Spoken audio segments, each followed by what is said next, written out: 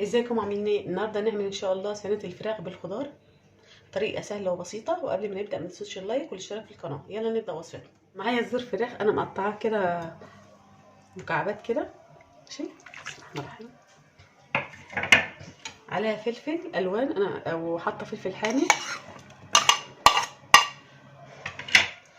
عليها جزرتين مقطعهم حلقات، وبصله كبيره مقطعه برضو حلقه كبيره،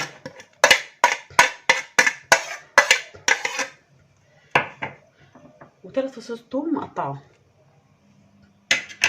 ورق لورا ومكعب مرق، ومعلقه كبيره فلفل اللي هي صغننه، معلقه صغننه فلفل، ومعلقه صغننه سبع بهارات، وشويه يعني ربع معلقه صغيره كمون ورق لورا، ومكعب مرق لو عايزه تستغنى عنه براحتك.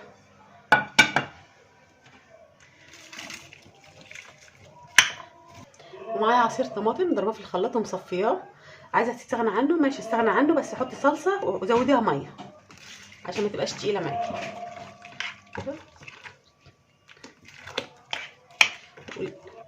كده نقلبها ونظبط الملح،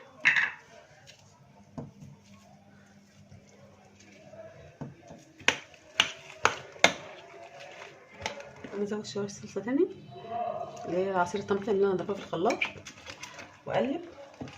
وايضا الفرن بتاعتي هحطها من تحت، هغطيها الاول برق زبده، وبعد كده ورق ليمونيوم، وبعد كده احطها على الفرن على الصاجه من تحت في الفرن، مشغلاها على اعلى درجه تغلي غلوتين، وبعد كده اطلعها على الشبكه. اول ما اطلعها والاقيها استوت يبقى كده خلاص. ومعلش انا نسيت البطاطس كنت حطاها ورايا فما شفتهاش الا لما جيت بلي ورقه زبده ميه. تمام كده. ادينا الثلاث بطاطسيات مقطعاهم مكعبات،